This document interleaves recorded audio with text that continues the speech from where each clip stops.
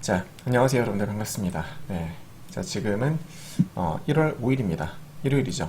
일요일 23시 46분 지나고 있습니다. 잠시 후면 월요일이네요. 자, 국장과 미장 간략하게 한번 살펴보도록 하겠습니다. 매크로도 좀 짚어볼 거고요. 네. 자, 우선은 금요일날 국장은 아주 잘 끝났어요. 예, 보시다시피 코스피와 코스닥은 둘 다 전체의 73%, 75%에 해당하는 종목들이 상승으로 마감을 했다라는 점. 예. 사실 국장 그동안에 너무 힘들었잖아요. 거의 뭐 반년 동안 하락 파동이 계속 나왔었기 때문에 이제 올라줘야죠. 너무나 많이 빠졌어요. 글로벌 증시 대비 오른 것도 없고 2024년도에 마이너스를 기록한 주요국 증시는 한국밖에 없습니다. 중국도 올랐죠.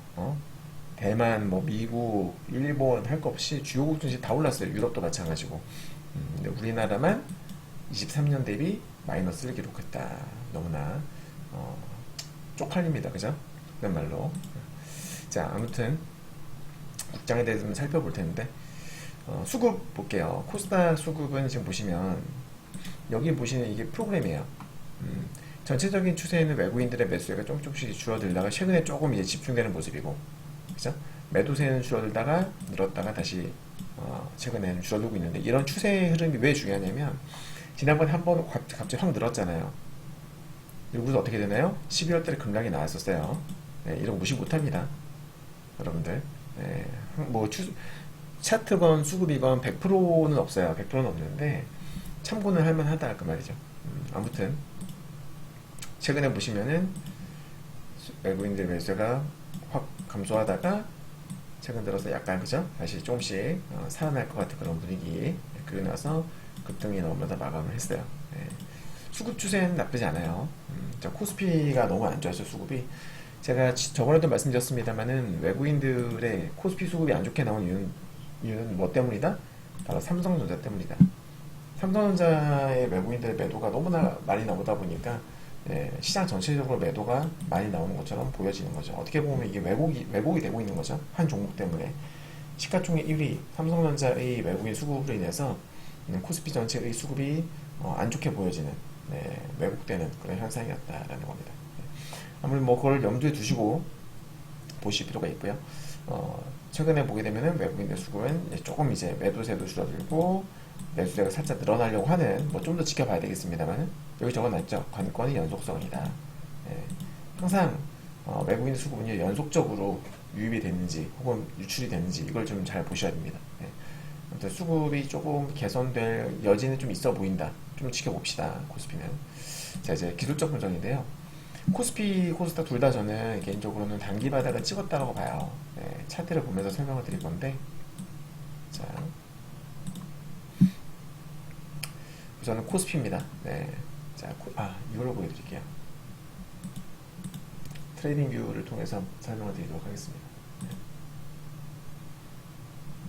자, 우선은 코스피 차트부터 볼게요.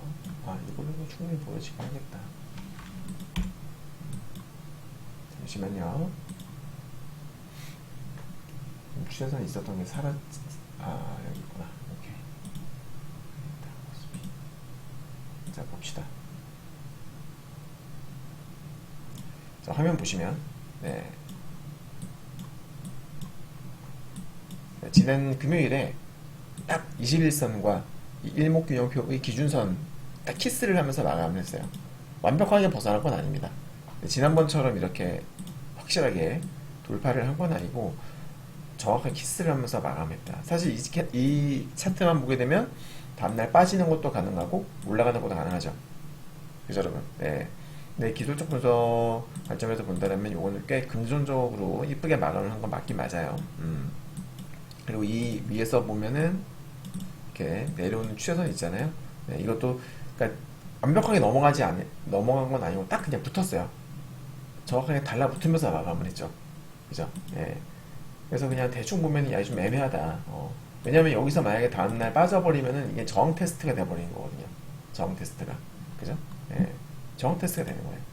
기술적으로는 되게 애매해 보인다. 근데 전 개인적 소견으로는 설사 여기서 조금 밀린다고 하더라도 다시 한번 슈팅 나올 가능성이 높다고 보고 있어요. 개인적으로는. 네, 근데 현재 이 일본과 분봉, 지난주 금요일날 일봉만 보면 안 되고 반드시 분봉도 보셔야 되는데, 분봉도 같이 보게 되면 분봉 흐름이 썩 이렇게 예쁘지 않아요. 보면은 자, 이게 코스피의 분봉인데, 자, 15분봉입니다. 쭉 올라가다가 어떻게 돼요? 급락이 나온 다음에 옆으로 횡보하다가 이렇게 마감을 했죠. 네. 분봉 흐름이 솔직히 되게 예쁘게 끝이 난 건 아니에요. 아름답지 못하다 그 말이죠. 네. 이제 미증시가 또 금요일날 올랐지 않습니까? 미국이 금요일 올랐기 때문에 월요일 아침에는 갭상승 출발을 할 수 있는데, 그것도 사실 알 수 없는 게, 왜냐면 금요일날 너무나 많이 올라서 미리 선반영됐다라고 하면은 월요일날 생각보다 큰 폭의 갭상승은 없을 수도 있어요. 맞죠? 만약에 여기서 월요일 아침에 갭상승 출발을 하면서 이 금요일 고점을 넘기는, 이보다 높게 시작을 했다, 그럼 여기서 조심해야 됩니다. 네. 여기서는 매수가 아니라 오히려 매도가 유리할 수 있어요. 첫 캔들이 진짜 중요한데, 첫 캔들이 만약에 장대 연봉으로 나온다, 15분봉, 10분봉이나 15분봉 첫 캔들이 장대 연봉으로 마감한, 장대 연봉, 통통한 연봉으로 매리가 된다 그러면은 추가로 나올 수 있다. 염두에 두셔야 됩니다. 네. 1분만 보고 판단하면 안 되는 거예요. 분봉이 지금 조금 거시기하게 마감했다. 분봉만 놓고 보면 사실 코스피보다 코스닥이 훨씬 좋죠. 근데 코스닥도 사실 조금 애매해요, 지금. 얘도 첫 캔들 진짜 중요합니다. 마찬가지로 코스피보다는 좀 더 좋게 마감을 했지만 첫 캔들 되게 조심해야 됩니다. 얘가 지금, 자, 지난 수요일, 목요일, 금요일 연속으로 되게 좋게, 수요일이 아니었죠. 아무튼 3연속으로 과열 마감한 거예요, 코스닥이. 이미 기술적으로 상당히 부담이거든요, 지금. 그리고 금요일날 미증시가 올랐어. 만약에 내일 아침에 코스닥이 갭이 뜬다고 하더라도 되게 부담스럽다. 네, 단기 과열권인 거예요. 단기 과열권. 아셨죠? 저는 여기다 적어놨습니다만은, 자, 코스닥 같은 경우 어떻게 단기 관점에서 부담된 요소, 왜? 61선에도 닿았고요, 볼린저 밴드에도 닿았고요, 일목균형표의 구름대에도 진입했고요, 그리고 금요일날 미리 급등을 했다. 이런 것들이 다 부담이에요, 지금. 너무 부담되는 요소다. 네. 금요일 급등이라기보다는 3연속 3일 급등, 3일 연속으로 올라갔으니까, 네, 되게 부담되는 요소다. 그래서 무리한 추격보다는 분봉 눌림목이 나올 수 있다. 눌리고 나서 지지받는 거 확인되면 거기서 매수를 해야지, 여기서는 아니에요. 지금 너무 위험해요. 설사 올라간다고 하더라도 여기서 관망이에요. 코스피도 마찬가지고. 네. 다만 코스피는 코스닥보다 못 올랐죠. 상대적으로 못 올랐기 때문에 가격 메리트는 있다. 그래서 만약에 코스피가 좀 조정받는다 그러면은 저점에서 좀 메리트 있는 가격대이기 때문에 저점에서 눌림목 구간에서 매수 한번 해볼 만하다, 코스피는. 네. 그렇게 보시면 될 것 같고, 그리고 중기적으로 봤을 적에 이 코스닥은 20주선 돌파 가능성이 높아 보인다고 말씀을 드렸는데, 자, 차트 보면서 말씀드릴게요. 자, 요건 제가 일봉이고, 일봉 코스닥이고요. 네. 코스피였고, 요것도 좀 보여드릴게요. 잠시만요. 자, 다음에 요건 코스닥의 일봉 차트입니다. 말씀드린 대로 어디에요? 지금 볼린저 밴드 근처까지 왔고 60일 이평선, 그죠? 네. 그리고 이 추세선을 그어보게 되면은 정확하게 지금 추세선 상단이에요. 그러니까 누군가는 이 추세선을, 이 채널을, 상단 채널을 알고 있는 사람들은 내일 미증시가 올랐기 때문에 내일 아침에 어떻게 되겠어요? 갭상승 출발하게 되면은 던지겠죠. 일단 던질 가능성이 매우 높겠죠. 왜? 최근에 추세는 좋았지만 좀 전에 말씀드린 대로 단기 급등, 그리고 볼린저 밴드, 61선, 추세선, 여러가지 차익 실현하고 싶은 욕구가 강해질 수밖에 없는 구간이다. 그래서 월요일 아침에는 차익 물량이 확 쏟아질 가능성에 대비하셔야 됩니다. 만약에 내일 음봉으로 마감하게 되면 추가 하락도 나올 수 있는 거예요. 그죠? 그러니까 내일은 기 보이죠. 최근에 저점에서 열심히 매수했던 사람들이 차익 실현을 하는 자리지, 여기서는 막 적극적으로 매수하는 구간이 절대 아닙니다. 알겠죠? 네. 그럼에도 불구하고 저는 추세 전환을 보고 있는데, 일단은 조심스러운 건 사실이에요. 잠시 후에 설명드리겠지만 매크로가 너무 안 좋거든요. 국채금리도 그렇고 환율도 그렇고 우리나라 증시의 우호적인 환경이 절대 아니에요 지금이. 가격이 싸다라는 거 말고는 지금 아무것도 없습니다. 예.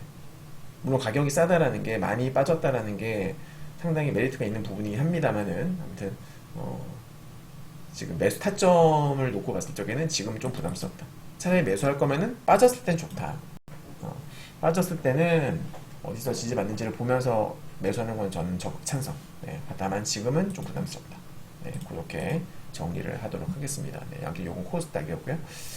자, 이제 주봉을 좀 볼 건데, 요거는 코스피 지수의 주봉이에요. 잘 끝났어요. 네, 보시면 코스피 이 추세선을 무시하면 안 됩니다. 자, 일전에 보면은 여기 고점, 여기 돌파했다가 빠지면서 급락, 돌파했다 빠지면서 급락. 여기는 세게 돌파했죠? 그러다가 급락하면서 여기 투매 나왔죠. 우리 여기서 숏 엄청나게 먹었죠. 그때 우리 인버스 많이 먹었어요. 그 다음에 반등 나왔다가 이탈하면서 급락하고 이탈하면서 급락하고. 네. 그러니까 이 추세선이 확실하게 작용한 거를 알 수 있죠. 그죠?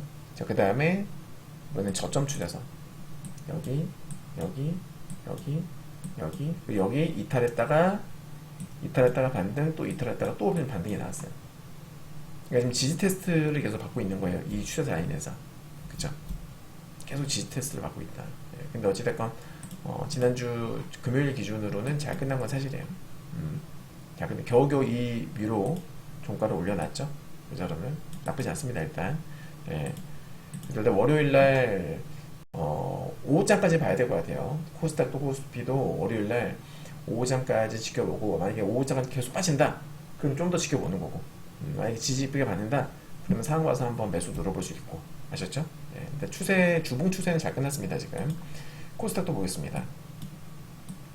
자, 코스닥도 보시면 이렇게, 얘도 보세요.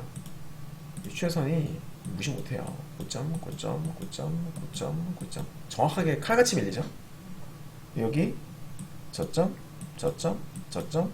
반대 나오다가 이제 이탈하면서 급락을 한 거예요. 그죠, 여러분? 네. 무시 못합니다. 그러다가 이제 최근에 급락했다 반등이 나오고 있는데 이 자리는 여기 이 저점과 이 저점 이은 거예요. 이탈했다가 장대 양봉이 나와줬고 2주 조정받고 다시금 상승 파동이 나오고 있는 겁니다. 그래서 주봉 흐름만 놓고 봤을 때는 꽤 괜찮아요. 나쁘지 않습니다. 네. 주봉 흐름만 놓고 봤을 때는 이 정도면은 반등하면 기대해 볼 수 있다. 추가 상승도 노려볼 수 있다. 네. 그래서 개인적 소견으로는 그래서 20주선 녹색 20주선 돌파 시도도 나올 것으로 봐요. 뭐 이번 주에 나올지 다음 주에 나올지 모르겠습니다만은 여튼 지금은 살짜리다. 그러니까 주봉으로 봤을 때는 살짜리예요. 다만 언제 산다? 일봉상으로 부담스러우니까 언제 빠지면 사자. 여기 보시면 자 여기가 저항대였잖아요. 이렇게 정권점 저항대 맞죠? 여기를 돌파했으니까 돌파하면 뭐가 나와야 돼요? 지지 테스트가 나와야 돼요. 지지 테스트가 그죠? 여기가 진짜 올라갈 자리인지 아닌지 확인을 하기 위한 지지 테스트 과정이 나올 수가 있어요. 그래서 저는 개인적으로는 여기 지지 테스트 나올 때, 여기 이탈을 했을 때, 이탈하고 저점에서 매수가 유입이 될 때, 지지 받을 때, 그때 매수하면 좋지 않겠나. 그렇게 생각합니다. 네, 아무튼 내일 아침에는 일단 무조건 관망입니다. 아침에 무조건 관망이고, 눌렀다가 지지 테스트 나오고서 지지 받는다. 뭐 내일 나올지 내일 모레 나올지 모르겠어요. 지지 테스트가. 아무튼 지지 테스트 나올 때, 나오고 성공했을 때 그때 사는 게 안정적이다 라는 말씀 드립니다. 코스닥은요. 그 다음에 이제 일정 이슈 매크로 볼 텐데 이번 주에 미국 증시 휴장이 있습니다. 네. 1월 9일날 선물 시장 같은 경우에는 23시 30분에 조기 마감이고요. 네. 이게 이제 본장 같은 경우에는 개천절이에요. 미국 개천절로 휴장이 있고요. 그리고 선물은 아무튼 꽤 일찍 마감하죠. 기존에는 본장이 23시 30분에 개장을 하는데 딱 그 평소 미국 증시 본장 개장할 때에 선물이 마감을 합니다. 참고하시고 자 1월 8일날 경제지표 수요일 00시에 노동부 졸지 발표가 있습니다. 네, 확실히 차트 보면은 코로나 팬데믹 이후에 이 구인 광고 시장 이 시장이 엄청 뜨거워졌었다가 네, 확실히 점점 본격적인 긴축 모드 들어가면서 많이 어떻게 됐어요? 완화가 됐죠. 그죠? 확실히 많이 완화가 됐어요. 네. 페드가 원했던 대로 된 거죠. 쉽게 말하면. 뭐 이런 흐름은 아직까지는 유지가 되고 있다. 자, 그리고 최근에는 그러니까 2022년도에는 이런 어떤 고용 지표라든지 이런 것들이 되게 중요성이 강조가 됐었었는데, 이제 뭐 본격적으로 금리나 사이클을 탔기 때문에, 지금은 중요도가 많이 낮아졌죠. 네, 그리고 여러분께서 아셔야 될 게, 지난 12월 FOMC 회의를 기점으로 해서 그 어떤 매크로에 크게 변화가 생긴 게 뭐냐면, 기존에는 이 페드가 고용, 그러니까 12월 전까지는, 12월 이전까지는 계속 고용시장, 그죠? 노동시장, 이런 거에 대해서 많이 중요를 했단 말이에요. 예. 그러니까 2022년도 한참 긴축을 시작했을 때는 물가였어요. 물가가 좀 더 중요하게 느껴졌다. 그때는 물가를 잡기 위해서 긴축을 시작을 한 거니까. CPI, PCE, 그죠? 예. 물가가 되게 중요하다. 나중에는 이제 물가와 고용 둘 다 중요하게 됐었고, 그리고 작년 같은 경우에는, 작년 중후반기 같은 경우에 뭐가 더 중요했어요? 바로 고용. 약간 페드가 이제 고용 같은 걸 좀 많이 중요시하는 그런 모습을 보였었는데, 작년 12월 이후로는 이제는 물가입니다. 왜? 물가가 생각보다 안 잡히고 있는 거예요. 많이 잡혔다고 생각을 했는데 쉽게 하락하지 않죠. 그래서 지금 지난 12월 달에 2024년 12월 FOMC 회의에서 매파적 금리 인하를 선언했던 겁니다. 네. 그래서 기존의 금리 인하 컨센서스가 2025년도에 금리 인하를 올해 4번 하는 거였었는데 2번으로 낮추는 것도 그것 때문인 거죠. 경제가 너무 뜨거우니까, 경제가 생각보다 뜨거우니까 물가가 안 떨어지는 거예요.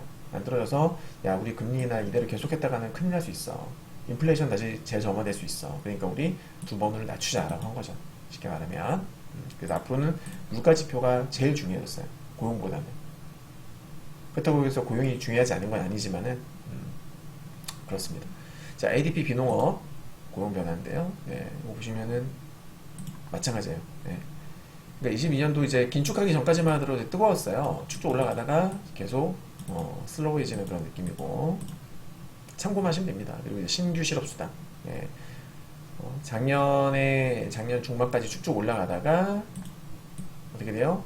추세가 좀 다시 꺾이는 듯한 그런 모습인 거죠. 그죠? 네. 그러니까 실업자 수가 늘어나기 시작을 했다가 최근에 다시 조금 줄어드는 추세다. 그리고 연속, 이건 이제 2주 연속. 2주 연속 같은 경우에도 마찬가지. 막 올라가다가 최근에는 살짝 눌림목이 나오고 있습니다. 이 지표들은 매주 목요일날 발표되는 거기 때문에 되게 뭐 중요하진 않아요. 근데 추세는 봐야 됩니다. 추세는 아직까지는 현재 추세적으로 봤을 적에는 어떤 큰 특징 같은 건 없어 보이고요. 네. 그다음에 평균 시간당 임금, 요것도 이제 물가와 관련이 있죠. 물가가 오르면 임금도 올라요. 맞죠, 여러분들? 네. 혹시 이건 이제 전년 동기 대비인데, 코로나 팬데믹 이후에 많이 올랐었어요. 올랐다가 긴축 시작하면서 2022년도부터 긴축 시작하면서 쭉 빠졌는데, 빠지다가 올라갔다가 빠지다가 최근 들어서 다시 살짝씩 반등이 나오는 모습을 보여줍니다. 네. 이제 물가 지표가 중요해졌으니까는 평균 시간당 임금도 우리가 좀 주시해줘야 되겠고, 미국 비농업 고용지수 뭐 당연히 중요하죠. 네. 근데 마찬가지 얘도 빠지다가 최근에 바닥권에서 왔다 갔다 하는 모습이고, 실업률 중요하죠. 예. 그러니까 고용지표 이런 것보다도 지금 가장 중요한 건 실업률이죠. 실업률. 4.3 언더까지는 거의 뭐 이건 완전 고용 수준이에요. 현재 시점에서 여러분들. 4.3, 4.3이 높은 게 아닙니다. 4.3 밑으로는 이거는 뭐 거의 그 완전 고용 정도 수준이다 라고 보시면 돼요. 네. 연준이 실업률이 높아지는 걸 우리가 경계를 해야 될 이유가 뭐냐면 경기 침체, 그죠? 경기 침체. 네. 경기 침체, 과거의 경기 침체, 이제 리세션을 겪었던 공통점보다 모두 실업률이 급증을 했었다라는 거죠. 그죠, 여러분들? 네. 또 우리가 체크를 해야 됩니다. 실업률이 너무 높아지면 어떻게 된다? 올 수 있다. 경기 침체 올 수 있다. 4.3 정도면은, 그 정도면은 괜찮아요. 괜찮은 수준이다. 근데 이제 이게 막 4.4, 4.5 넘어가기 시작하면 문제가 되거든요.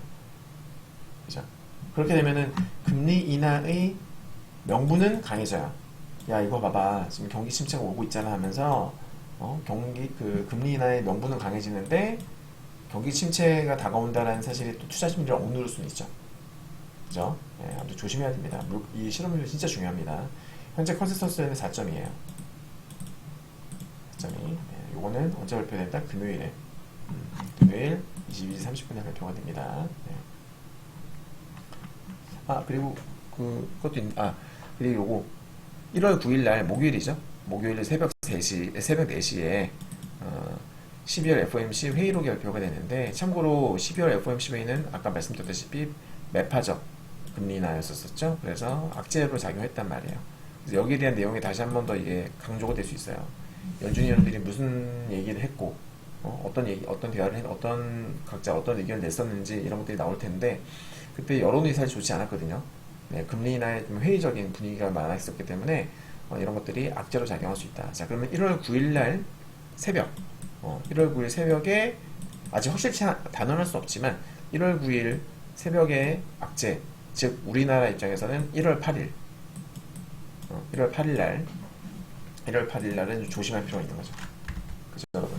네, 수요일 날, 이제 6일, 7일, 8일 수요일 날은 그날 새벽에 미증시 잠깐만 휴장이었었죠. 맞네. 휴장이었네. 잠깐만 휴장. 그래서 1월 9일이 휴장이죠. 네, 1월 9일 증시가 휴장이잖아요. 그러니까 1월 8일에는 미국 증시가 열리는 거죠. 우리나라 시간으로 우리가 1월 8일 수요일 날 우리 1월 8일 날은 개장을 하니까 맞습니다. 조심해야 돼요. 맞아. 1월 8일 우리 조심하자. 네, 1월 8일 수요일을 조심하자. 1월 8일 날 국장 조심해야 됩니다. 그리고 1월 8일 날 미증시는 어때요? 그날 1월 8일 미증시 개장하고 나서 우리나라 시간으로 새벽 4시가 되면은 이 회의록이 발표되기 때문에 뭐 안 좋은 내용이 또 한번 반복될 수 있겠죠. 그러면 그런 것들이 또 차익 실현의 빌미가 될 수 있거든요. 조심할 필요가 있다. 무슨 말인지 아셨죠, 여러분들? 네, 체크하자. 그러니까 무리하지 말자라는 거예요. 1월 8일 우리 한국 시장은 이 정도만 체크하시면 될 것 같습니다. 경제 지표는. 네. 그리고 이제 이슈를 볼 건데, 트럼프 취임일이 이제 우리나라 시간으로는 1월 21일 오전 2시가 되겠습니다. 네, 1월 21일이면은 한국 시간으로 화요일이에요.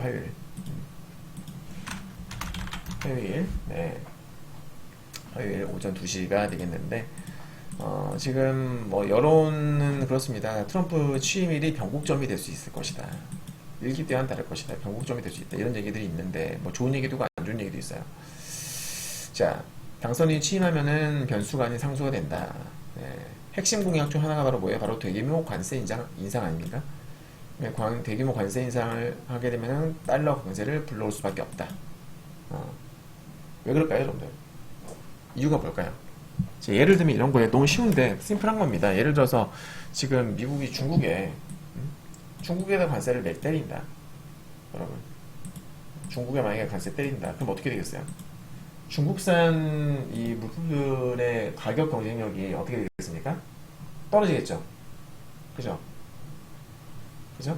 왜냐면 관세 부과로 중국 상품의 가격이 올라갈 거 아닙니다. 수입 물가가 올라갈 거 아니에요. 그러면은 미국 시장에서 비싼 거 누가 사겠냐고. 그쵸? 미국 중국 상품에 대한 수요 감소로 이어진단 말이에요. 그러면은 중국의 수출이 감소하게 되고, 수출이 감소하면 무역 수지도 악화가 되겠죠. 그죠? 그러면은 이 무역 수지 악화는 해당 국가의 통화 가치도 하락시킬 수 있는 요인이 될 수가 있는 거예요. 100%는 아니지만. 그리고 중국의 경제가 만약에 지금 한참 경기 부양한다고 난리긴 한데, 만약 이런 것 때문에 무역 수지가 악화되고 경제가 안 좋아지면 자본 유출 가능성도 올라가는 겁니다. 중국 경제에 대한 불확실성이 증가하게 되면 외국인 투자자들이 돈을 넣겠어요, 빼겠어요? 당연히 뺄 수가 있죠. 그죠? 여기서 자본이 유출되면은 어떻게 돼요? 위안화에 대한 수요도 그만큼 감소한다는 거예요. 그죠? 예, 너무나 당연한 메커니즘이에요. 그래서 대규모 관세 인하는 달러 강세를 불러올 수밖에 없다. 즉, 달러 강세되면 우리나라 입장에서 어떻게 돼요, 여러분들? 달러 강세가 좋습니까? 과거에 보면은 그 IMF, 그리고 2008년도 금융위기 등등 이런 큰 이슈로 인해서 우리나라 증시 급락했을 때는 코로나 때 마찬가지고, 급락했을 때 공통점이 뭐예요? 달러 급등이죠. 원달러 급등은 우리나라 증시에 좋은 게 아니에요, 여러분. 실제로 미중 무역 전쟁이 2018년도에 발발했고, 그 이후에 우리나라 증시가 완전 박살났던 걸 기억하실 겁니다. 그죠? 긴장해야 되는 건 맞아요. 네. 자, 그럼 참고하시고, 자, 칩스법과 인플레이션 감축법 폐기에 나설 경우에는 국내 반도체주와 2차 전지주에 상당한 충격을 끼칠 것으로 예상된다. 뭐 수혜주도 있죠. 조선. 우리 최근에 유료방도 조선주를 많이 먹었었는데 조선주, 방산 이런 애들은 상승세가 가속화될 수 있다. 뭐 이런 의견들이 있고요. 그 이제 18년도처럼 미국 주식만 좋은 상황이 새해에도 반복되기 어려운 이유를 세 가지 꼽아봤다. 먼저 감세폭이 크지 않다. 1기 행정부 때는 당시 법인세율 인하폭이 꽤 컸어요. 14%포인트. 네, 근데 2기 행정부에서는 21에서 15로 겨우 6%포인트 인하. 예전에 비해서 인하하는 건 좋긴 하지만 기업 입장에서는 1기 때보다는 좀 약하죠. 그죠? 네, 그리고 18년도에는 G20 경기가 고점이었지만 지금은 저점 부분이다. 미국만 좋죠, 지금 뭐. 미국만 잘 먹고 잘 살고 있잖아요. 그죠? 네. 그리고 관세 이슈가 뭐 이미 이전부터 계속 나왔었기 때문에 이미 주요국 통화가 달러 대비 절하된 측면도 있다. 중국 위안화, 엔화, 원화 등등. 네. 대통령 선거 이후에 많게는 5%에서 적게는 2%까지 달러에 대해 약세가 된다. 우리나라만 보더라도 어떻습니까? 지금 원달러 급등 나왔잖아요. 원달러가 올라갔다. 즉 달러가 올라갔다. 그만큼 원화는 빠졌다. 원화는 달러 대비 약세에 진행됐다라는 뜻이죠. 네. 자, 이기행 정부가 중국에 초고유 관세를 부과해서 위안화 약세가 깊어지면 신흥국 시장 전반에 변동성이 커질 수 있다고 봤다. 아까 제가 말씀드렸던 부분이죠.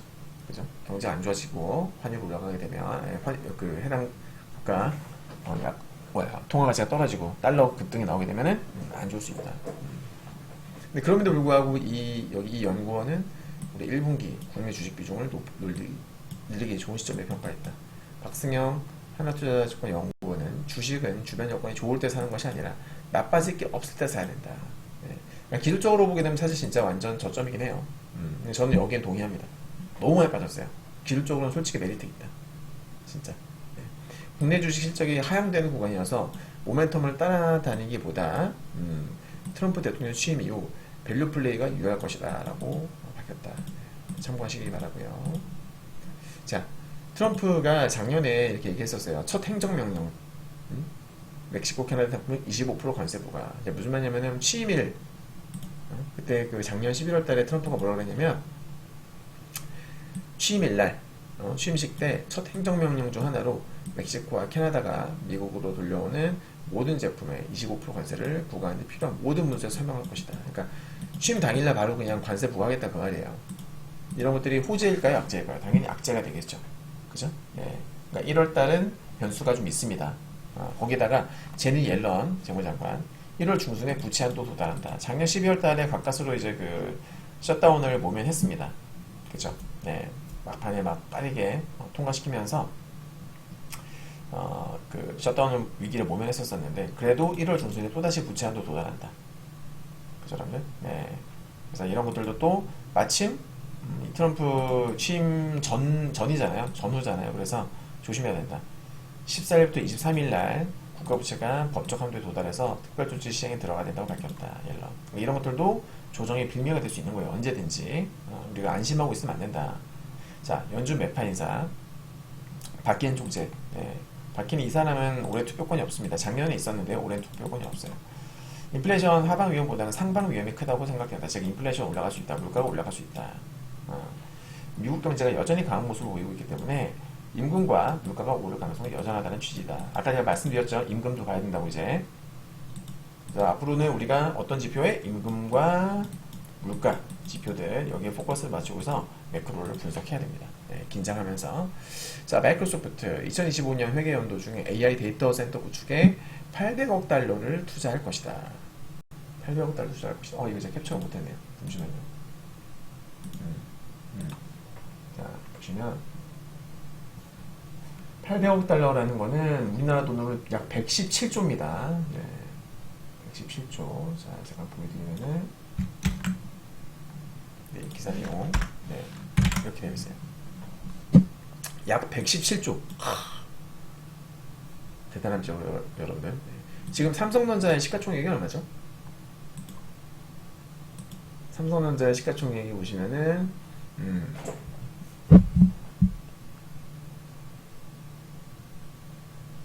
와, 삼성전자 시가총액이 지금 얘도 얘가 순위가 글로벌 순위가 몇 위가 되지? 잠깐만요. 글로벌 순위가 지금 삼성전자는 안 해도 못 들 텐데, 순위권에 못 들 텐데, 갑자기 궁금해지네. 자, 글로벌 이 순위가 있거든요. 한번 볼게요. 갑자기 궁금해졌어. 이거 한번 보여드리겠습니다.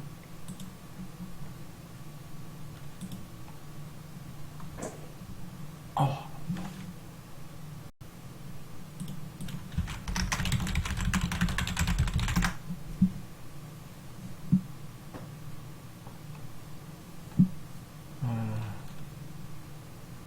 사이트가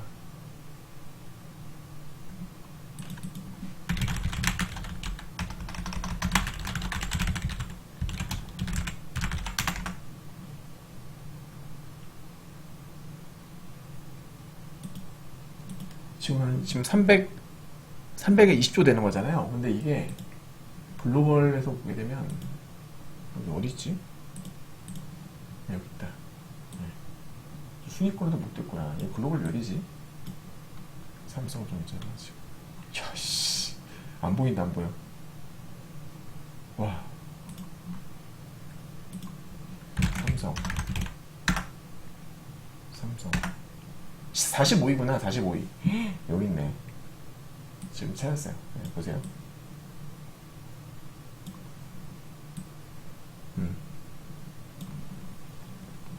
갑자기 공부해서 봤는데 1위가 뭐 골드는 빼고 이제 애플이 최근에는 쭉쭉 올라가지고 애플이 시총 1위고요. 그다음 엔비디아, 마이크로소프트 순서인데 쭉 내려보니까 삼성이 지금 여기 나옵니다. 어디 있더라? 아, 여기 45위. 네, 45위. 그죠? 삼성. 여기 보시면은 320조. 그러니까 좀 전에 이제 마이크로소프트가 아까 여기 보시면 117조를 투자한다고 했잖아요. 그러니까 삼성전자의 거의 3분의 1 정도로 투자하는 거예요. 엄청난 거죠. 데이터 센터에다가 데이터 센터에 삼성전자의 3분의 1을 투자하는 거예요. 엄청난 거 아닙니까? 예. 그만큼 AI에 대한 전망을 여전히 좋게 본다 그 말이에요. 저도 AI는 아직 시작도 안 했다고 봐요. 무궁무진합니다. AI의 이 발전 가능성은 좀 무궁무진한 것 같아요. 과거의 그 어떠한 혁명보다도 발전 가능성이 높지 않나, 잠재력이 높지 않나라고 생각합니다. 어떤 미래가 펼쳐질지 저도 상상이 안 돼요, 진짜. 아무튼 이 부회장이 부회장 명의로 자사 블로그에 올린 글에서 오늘 미국은 민간 자본의 투자와 미국 기업들의 혁신 덕에 글로벌 AI 경제가 선도하고 있다. 이런 전전은 AI 혁신과 이용이 필수 기반인 대규모 인프라 투자 없이는 불가능했을 것이다. 네. 이 인프라 투자, 여러분 그거 아셔야 됩니다. 이 AI 관련해가지고 처음에 그러니까 AI가 누구 덕분에 이렇게 발전하게 됐는지 그걸 아셔야 돼요. 바로 트럼프 때문이에요. 트럼프.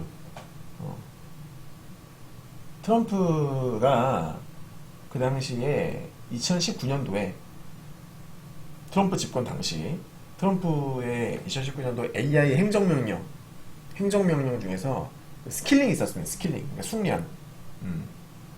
AI 관련해가지고 스킬링이 있었었는데 그게 행정명령으로 나갔었거든요.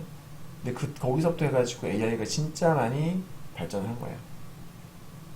아셨죠? 그러니까 이제 마이크로소프트도 그런 부분에 있어가지고 트럼프의 어떤 공적을 칭찬하는 뭐 그런 내용이라고 보시면 될 것 같습니다. 대충. 근데 트럼프가 AI는 트럼프 덕분이다 라고 보시면 될 것 같아요. 아셨죠, 여러분들?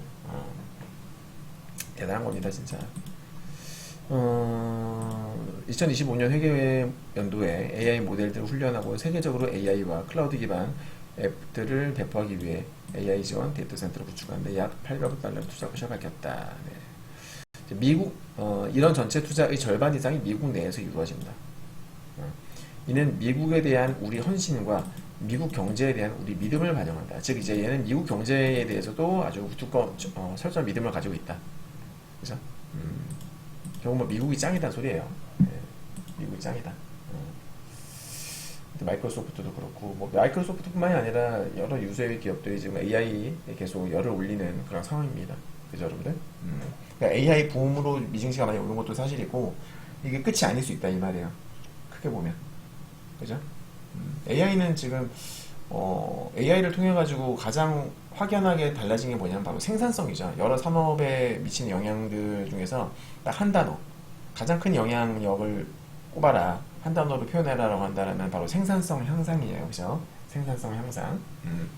이 생산성이 향상된다는 것은 곧 국가의 경쟁력이 높아지는 계기가 될 수 있다 이 말이죠. 그죠, 여러분들? 네. 어쨌거나 근데 그 선두에 지금 미국이 있는 거고, 미국이 선두로 달리고 있는 거고, 소규모의 그런 중소기업들도 AI를 잘 활용하면 어떤 기술적인 측면에서 대기업들과도 경쟁할 수 있을 것이고, 아무튼 AI는 진짜 일부 일자리를 대체할 수 있는 정말 중요한 어떤 수단이 되지 않겠나 라고 생각이 듭니다. 네. 어마무시한 그 기회를 창출할 수 있는 그런 매개체가 될 것 같아요. 대단합니다, 정말 AI. 자, 이제는 매크로 좀 살펴볼 건데요. 우리 그 미국 10년물 국채 금리가 최근에 N자형 상승 파동이 나왔잖아요, 이렇게. 그쵸?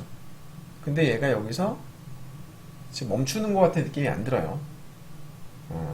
정고점이고 되게 부담스러운 자리임에도 불구하고 일봉 차트를 보니까 꽤나 지금 견조한 흐름을 보여주고 있더라고요. 과열이에요. 과열은 맞는데, 과열은 맞습니다만은 지금 너무나 흐름이 좋아요.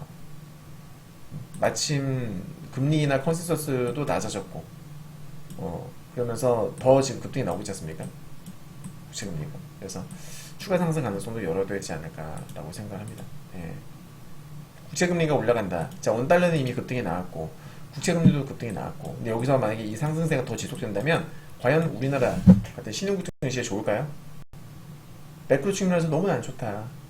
아까 말씀드렸죠. 지금 사실 이런 것만 보면은 주식 투자를 할 상황이 아니에요, 우리나라는. 정말로. 철저하게 차트만으로 접근을 해야 되는. 매크로는 아니에요. 매크로는 진짜 아니거든요. 국장은 너무 안 좋아요, 지금. 그쵸, 여러분? 네. 안 좋은 게 팩트예요. 걱정입니다. 자, 원달러 환율도 엄청 올랐죠. 이건 주봉인데, 주봉도 보면은 아직 상승세가 너무 뚜렷해요. 과열이죠. 과열인데, 여기서 이게 이 추세가 꺾이는 걸 확인하려면 최소 몇 주는 봐야 되거든요. 아직까지 이것만 봐서는 환율이 빠진다고 장담할 수 없다. 이건 월봉 차트인데, 월봉도 마찬가지. 다만 월봉상으로는 진짜 많이 올라간 걸 알 수 있죠. 왜냐면 이 볼리저 밴드, 이 두꺼운 볼리저 밴드, 예, 이 어두운 색깔에, 네, 여기 지금 부딪혔거든요. 부딪혔거든요. 네, 단기 고점이 맞아요. 단기 고점 맞는데 이걸 뚫고 더 올라갈지 좀 더 지켜봐야 된다. 현재로서는 알 수 없다. 자, 요거는 27주 연속 장기 실업자 수추인데 계속 올라가고 있죠. 위험한 거예요. 과거에는 얘가 꾸준하게 올라갈 때 리세션이 왔다. 경기 침체가 왔었다. 조심해야 됩니다. 아까 제가 말씀드렸죠. 실업률 봐야 된다. 그리고 요거는 샴룰, 샴룰 침체 지표입니다. 네. 이게 뭐냐면 클라우디아 샴, 미국의 경제학자예요. 얘가 이제 그걸 개발한 건데 경기 침체를 판단하는 지표예요. 미국 실업률의 3개월 이동평균선이 최근 12개월 실업률 최저점 대비 0.5%포인트 이상 높아지면은 미국 경기 침체가 임박했다. 임박한 시그널로 본다. 라는 건데, 최근에는 아무튼 뭐, 이건 얼마 전에 봤던 건데, 지금 업데이트 안 해가지고, 지금 얼마지? 볼게요, 한번. 마지막으로 봤을 때가, 지금 뭐냐. 야, 똑같네. 0.43. 예, 0.43 똑같아요, 지금도.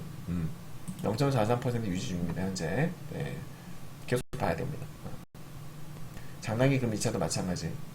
그러니까 역전됐다가 다시 정상화되면 역전됐다가 정상화되면은 경기 침체가 찾아왔다. 과거에 이번에도 역전됐다가 정상화됐잖아요. 그러니까 패턴만 보면 경기 침체는 오래 온다. 올해 경기 침체 올 확률이 매우 높다. 그런데 연준은 금리 인하 횟수를 늘리는 것이 아니라 줄였다는 거죠. 뭐 때문에? 인플레이션 우려 때문에. 그러니까 올해 매크로는 진짜 어려울 거예요. 엄청 복잡할 거예요. 네.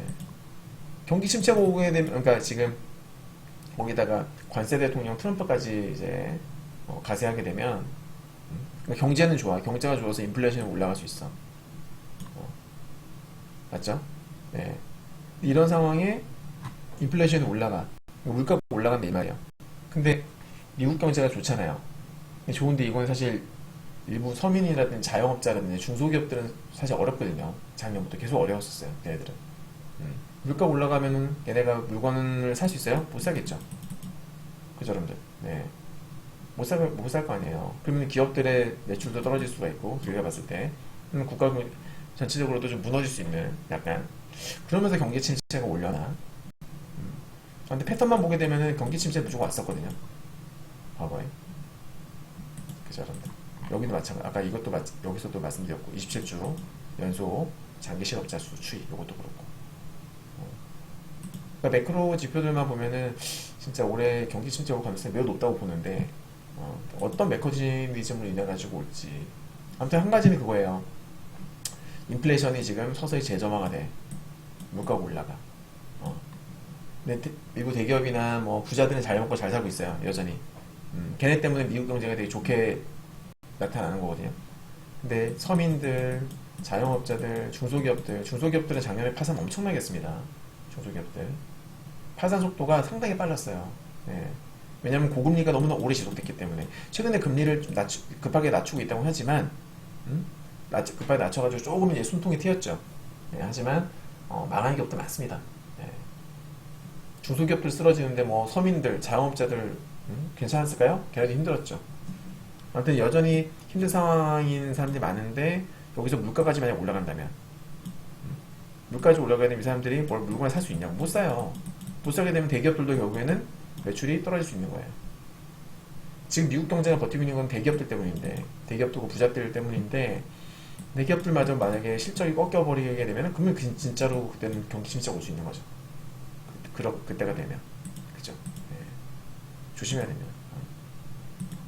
자, 미증시 최근에 조정 좀 받았었는데, 피어 앤 그린이덱스 보면 피어 단계 있습니다. 사실 이것도 이미 진작부터 피어였습니다. 무슨 말이냐면, 미국이 신고가 나올 때 있죠. 이때도 피어였었어요. 왜? 일부 빅테크 기업들 M7 걔네들은 매그니피센트 7은 이미 신고가였었는데 중소기업들 있죠. 러셀 2000에 들어가는 일부 조그만 기업들 그런 애들은 신저가가 되게 많았거든요. 그러면 아무리 얘네가 지수가 신고가하고 그래도요. 피어인 그린인덱스는 피어가 나온다. 근데 이게 언제 나타나는 현상과 똑같다? 지난 7월달에 그랬어요. 7월달에. 지난 7월달에도 똑같았어요. 그때도 M7은 막 급등이었어요. 근데 러셀은 되게 안 좋았거든. 그러다 보니까 이때도 피어 앤 그레이드 인덱스가 피어 들어갔단 말이에요. 결국 급락을 했었었죠. 이번에도 똑같아요. 이번에도 똑같이 급락이 나왔다. 다만 그때는 이제 일본의 엔캐리 트레이드 그 청산 우려도 있었어가지고 좀 더 추하게 나왔던 것이고 이번에는 쌍바닥을 지금 찍은 상황입니다. 그죠? 네. 자, 좀 더 볼 텐데요. 우리가 2023년도 이제 끝이 났죠. 24년도도 끝이 났습니다. 제가 정말 너무 잘 해오다가 마지막 2달 제가 슬럼프가 찾아와가지고 네, 저는 뭐 항상 손실 있는 그대로 기록합니다. 2달 동안 슬럼프를 기록을 했어요. 그래서 2달 연속으로 마이너스 기록을 했는데 이때까지 보면 2달 연속으로 손실을 났던 적이 단 한 번도 없어요. 이번 처음입니다 지금.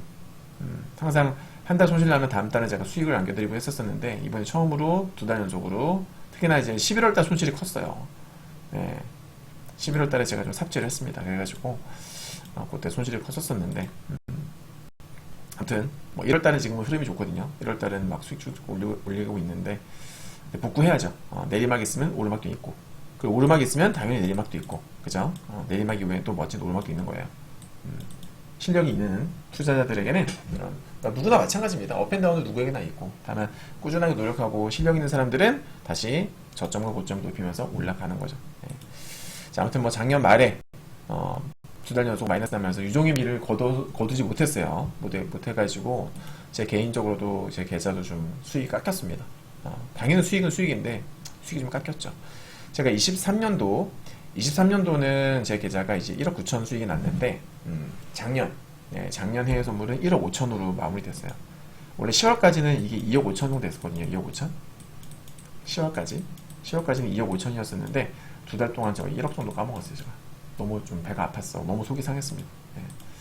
아무튼 아쉽게 23년보다 좀 덜 벌었죠. 뭐 그래도 1억 5천도 큰 수익이긴 합니다만은 그렇게 됐습니다. 네, 올해는 기복 없이 꾸준하게 수익 날 수 있도록 최선을 다해보려고 합니다. 네, 요건 이제 실계 잘 캡처한 겁니다. 네. 자, 현재 나스닥은 볼 건데, 말씀드렸던 대로 지금 쌍바닥이 이쁘게 완성이 됐어요. 그죠? 제가 이날 금요일 아침에 우리 유료 회원님께 뭐라고 말씀드렸냐면은, 오늘은 롱 본다. 그 전에 제가 숏으로 먹었거든요. 최근에. 급락할 때 저희가 숏을 받고 숏으로 적중해서 먹었는데, 이제 금요일 아침에는 오늘은 나스닥이 롱이 나올 수 있다. 반등이 나올 수 있다. 반등을 염두에 두자라고 말씀드렸는데, 역시나 반등이 나왔어요. 적중했죠. 네, 적중했는데, 일단은 중요한 것은 추가 상승이 나올까가 되게 중요하겠죠. 지금 보시면 21선은 살짝 걸쳤어요. 살짝 돌파를 못했습니다. 네, 11선 키스하고 마감했거든요. 그리고 기준선까지 못 갔고, 반면에 나스닥 종합지수는 21선과 기준선을 돌파했고, 그죠? 네. S&P는 11선 돌파 못했고, 다우는 전환선 돌파 못했어요. 그래서 이 지수들이 나타내는 조금씩 다른데, 개인적으로 좀 되게 애매한 거죠. 돌파한 것도 있고 돌파 못한 것도 있고. 그런데 저는 일단은 추가 상승 가능성이 높다라고 봐요. 가능성이 높다라고 본다. 네. 일단은 월요일날 갭 상승이냐 갭 하락이냐가 되게 중요할 것 같아요. 미증시가 갭 상승으로 출발을 할지 갭 하락으로 출발할지가 매우 중요할 것 같은데, 만약에 갭 상승이면 월요일날 미국이 갭 상승으로 출발하게 되면은, 그러니까 갭 상승 출발한다고 하더라도 맥점들이 많아요. 위에 저항선들이. 예, 어디까지 올라갈지 저도 모르겠는데, 글쎄요. 아무튼 저는 월요일날 빠지면, 네, 월요일 만약에 하락하게 되면은 저점에서 롱을 한번 잡아볼만 하지 않나. 롱을 한번 잡아볼만 하지 않나. 네, 빠지게 되면. 근데 갭상승도, 그러니까 분봉이 지금 보면은 나스닥 분봉들을 제가 쭉 봤는데, 사실 그 장대 항봉이 나왔기 때문에 지금 다 과열이에요. 15분봉, 10분봉, 30분봉, 60분봉 다 과열로 마감을 했거든요. 네, 과열로 마감을 해서 사실 여기서 추가적으로 롱을 바로 본다라는 게 되게 부담스럽지만 저는 그럼에도 불구하고 반등이 나올 가능성이 높다고 봐요. 네. 결과 보면 알겠지. 되게 조심스럽지만 저는 그래도 롱과 숏 중에 뭘 고를래? 라고 한다면 저는 롱 65, 숏 35 정도 보겠습니다. 네. 롱 65, 숏 35. 이건 단기 관점입니다. 단기 관점. 롱 65, 35 정도 보면서 오늘 영상은 여기서 마치도록 하겠습니다. 네. 자, 도움이 되셨다면 좋아요, 구독 눌러주시기 바라겠고요. 오늘 영상은 여기서 마치도록 하겠습니다. 감사합니다.